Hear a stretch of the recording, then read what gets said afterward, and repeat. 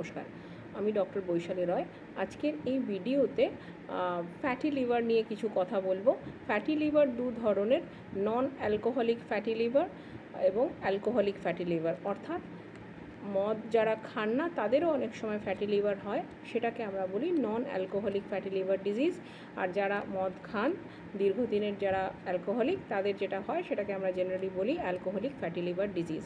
এবার fatty liver যদি কারোর ডিটেক্টেড হয়, অর্থাৎ ইউএসজিতে বা ডক্টর আপনাকে ডিটেক্ট করে বলেছেন যে আপনার ফ্যাটি লিভার আছে, সেক্ষেত্রে ডক্টর যা প্রেসক্রাইব করবেন সেগুলো তো চলবেই, তার সাথে সাথে কিছু লাইফস্টাইল মডিফিকেশান করলে আপনাদের উপকার হতে পারে। যেমন ওয়েট কন্ট্রোল করতে হবে, যারা ওবিস বা ওভারওয়েট। যারা অ্যালকোহল খান, ডেফিনেটলি অ্যালকোহল আস্তে আস্তে বাদ দিতে হবে। রেগুলার এক্সারসাইজ করতে হবে।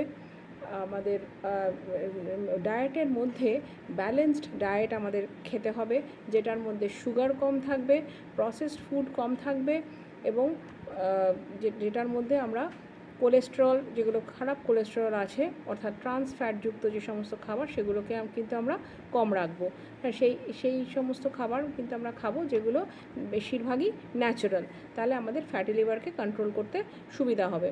এবং এর সাথে সাথে যাদের ডায়াবেটিস আছে, বা যাদের কোনো বিপির সমস্যা রয়েছে, মানে হাই ব্লাড প্রেশারের সমস্যা রয়েছে, বা যাদের ওয়েট কন্ট্রোল আগেই বললাম, সেইগুলোকে কিন্তু প্যারালালি কন্ট্রোল করতে হবে। যাদের কোলেস্টেরল বেশি রয়েছে তারা কিন্তু ডক্টরের পরামর্শ নিয়ে কোলেস্টেরল কমানোর ওষুধ খেতে হবে, বা বেশি করে খাবারের মধ্যে ফাইবার খেতে হবে। এইগুলো করলে কিন্তু আপনার ফ্যাটি লিভার কন্ট্রোল করতে আপনার সুবিধা হবে। এছাড়াও ফ্যাটি লিভার যাদের রয়েছে, দুক্ষেত্রেই তাদের কিন্তু কার্বোহাইড্রেট, অর্থাৎ ভাত বা রুটিটা একটু কমের দিকে খেতে হবে। সেটাকে রিপ্লেস করতে হবে অন্যান্য প্রোটিন বা ন্যাচারাল ফ্রুটস আর ভেজিটেবলস দিয়ে। হ্যাঁ, তাহলে কিন্তু এই যে সমস্যা, সেটা কিন্তু কিছুটা হলেও কম থাকবে। Thank you.